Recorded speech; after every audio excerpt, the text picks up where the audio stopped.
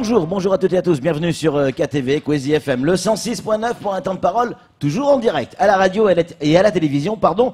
Elle est avec nous sur le plateau, Anne-Constance Onguena du cabinet Incidence. Anne-Constance, bonjour. Bonjour Patrick. Donc vous êtes là en qualité d'observatrice de ce qui se passe en termes d'environnement autour de nous et vous êtes toujours en alerte dès qu'il s'agit qu'il y a une information concernant la protection de la nature, l'environnement. Et là, c'est l'ADEME qui lance un appel à projet auprès des entreprises.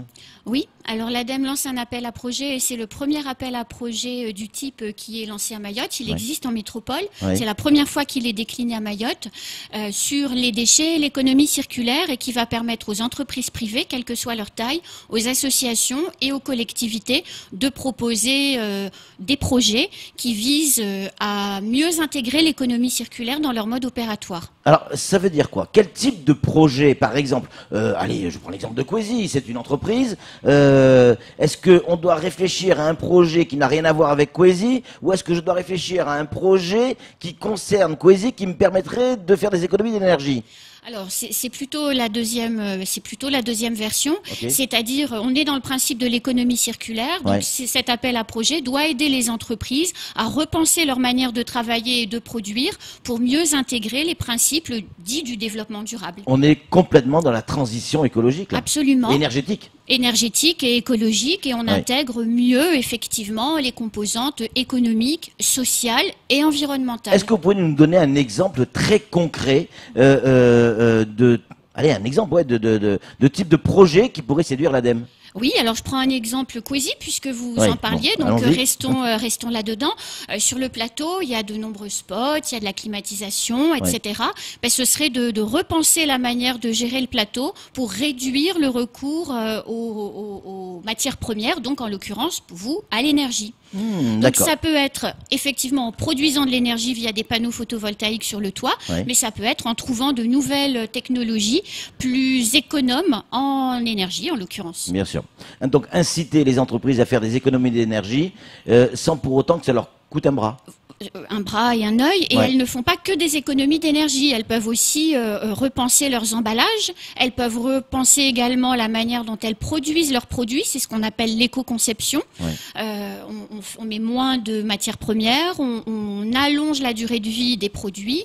Ce sont toutes ces initiatives-là qui peuvent être présentées dans le cadre de l'appel à projet de l'ADEME. Est-ce que ces initiatives, même si elles sont démultipliées, imaginons une seconde que toutes les entreprises de Mayotte rentrent dans cette philosophie-là. Honnêtement, qu'est-ce que ça va changer sur Mayotte? Ça va changer deux choses.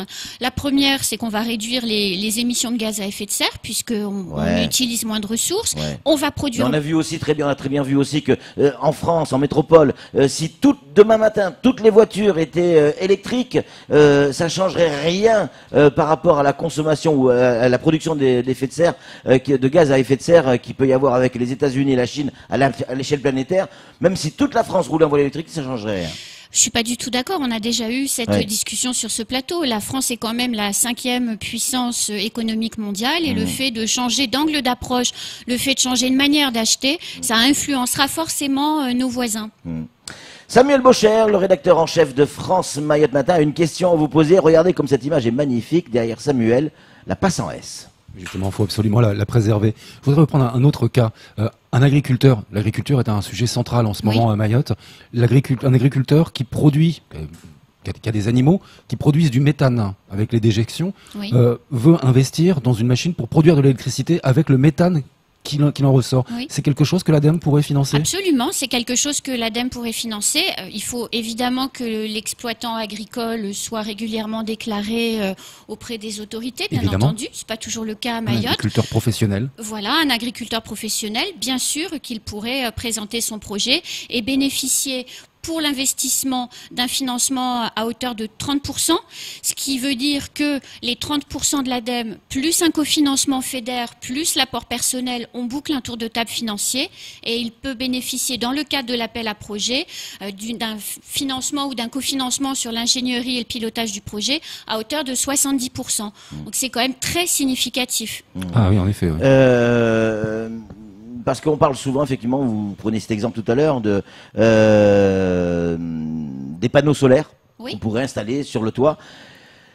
Et ça fait longtemps qu'on en parle des panneaux solaires. Oui. Et on n'a pas l'impression que ça prend vraiment. Est-ce que c'est ça la solution? C'est une des solutions, mais oui, ça prend, puisque en l'espace de quelques années, on a multiplié par 4 la production d'énergie à partir des panneaux photovoltaïques. Bien sûr que ça fonctionne vraiment. Non, mais je parle de Mayotte, effectivement. On a maintenant, depuis 2 ans, si je ne dis pas de bêtises, une ferme de panneaux photovoltaïques sur l'ancienne décharge de Dzoumogné. C'est quand même quelque chose de très significatif. Le premier export de panneaux photovoltaïques défectueux a été réalisé la semaine dernière, ce qui veut dire que sur cette filière, même la gestion du déchet a été anticipée et fonctionne à Mayotte. Donc oui, c'est quelque chose qui est indispensable. Et derrière la production d'énergie via les panneaux photovoltaïques, il y a, comme vous le soulignez tout à l'heure, l'usage et le recours aux véhicules électriques qui, pour l'instant, à Mayotte, est totalement absent. Et c'est très dommage. Un message qui vient d'arriver, qui vous concerne, Anne-Constance. Oui, on dit non, surtout ne changez pas les spots du plateau, on verra plus Patrick Millan. Non, parce qu'on a eu un autre message, mais pourquoi l'invité ne sourit jamais? Au moins c'est fait, c'est gagné, vous avez souri. Samuel, une question supplémentaire pour Anne-Constance Anguena. Alors, j'apprécie beaucoup. Alors déjà, vous n'êtes pas la porte-parole de l'ADEME, on va le rappeler, vous êtes le cabinet Incident. Oui. Mais c'est incitatoire, j'ai envie de dire, ces aides, et ces appels à projets. Mais pourquoi il n'y a pas une prévention, j'ai envie de dire, ou alors une méthode de prise de conscience sur les entreprises plutôt que l'aide financière? L'aide financière, c'est très bien, mais en même temps, si on n'explique pas aux gens que c'est très important, et aux entrepreneurs en l'occurrence, ils vont pas en avoir conscience par eux-mêmes. C'est deux démarches qui sont différentes. Là, en l'occurrence, c'est un appel à projet qui vise à investir et à changer les manières de produire. Il pourrait y avoir, et il y en a de temps à autre, auprès de l'ADEME ou auprès d'autres bailleurs de fonds, je pense notamment au FEDER, des appels à projets qui permettent d'informer, de sensibiliser. Et les associations à Mayotte qui font de la sensibilisation, il y en a quand même un certain nombre. C'est ma question, en fait, excusez-moi. C'est la double tranchant, je voulais vous amener à quelque chose. C'est qu'en fait, dans la philosophie que vous prenez, c'est qu'on peut produire tout en préservant l'environnement et en faisant du développement durable. Oui. Enfin, en tout cas, moi, c'est ma conviction profonde. Si on n'économise pas l'eau, si on n'économise pas l'énergie, on va très vite sur Mayotte avoir un souci d'accès à l'eau, d'avoir un souci d'accès à des ressources propres. On produit beaucoup de déchets, on l'enfouit. Le centre d'enfouissement, l'ISDND de Dzoumogné sera plein bien avant la date requise si on ne change pas les manières de faire.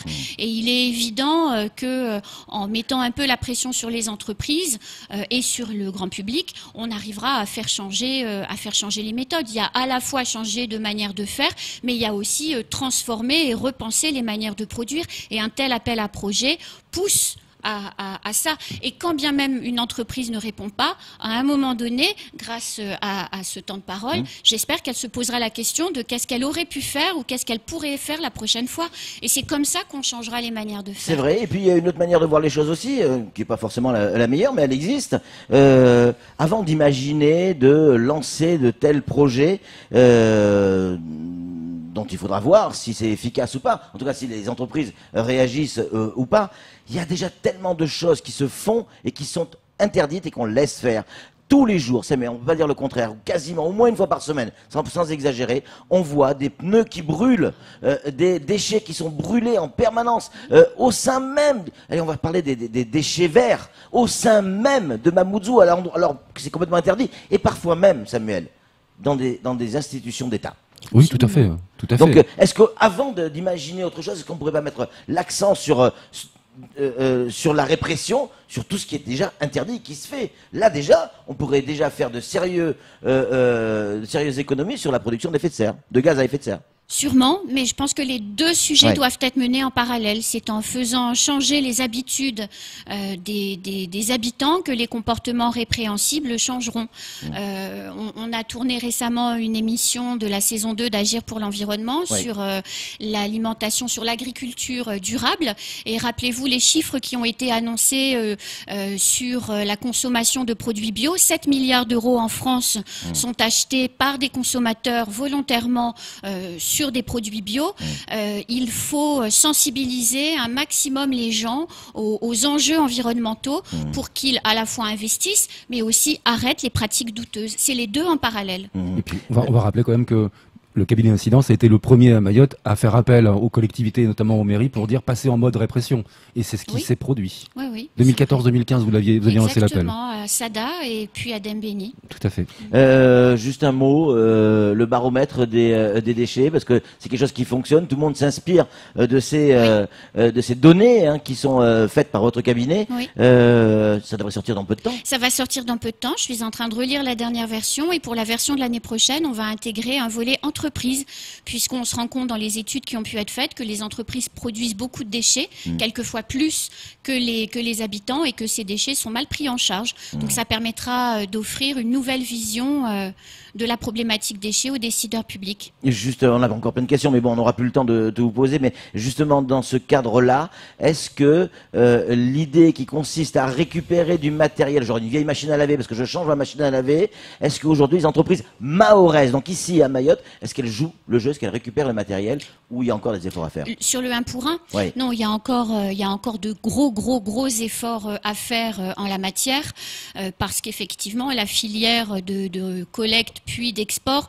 ne fonctionne pas encore de manière totalement efficace. Donc effectivement, stocker des machines, des lave-linges ou des réfrigérateurs, comme vous le disiez, ça nécessite de la place, et qu'un commerçant préfère avoir des lave-linges neufs à vendre que des lave-linges effectivement endommagés à stocker, qu'il n'arrive pas à faire partir. C'est aussi pour ça que le 1 pour 1 ne marche pas.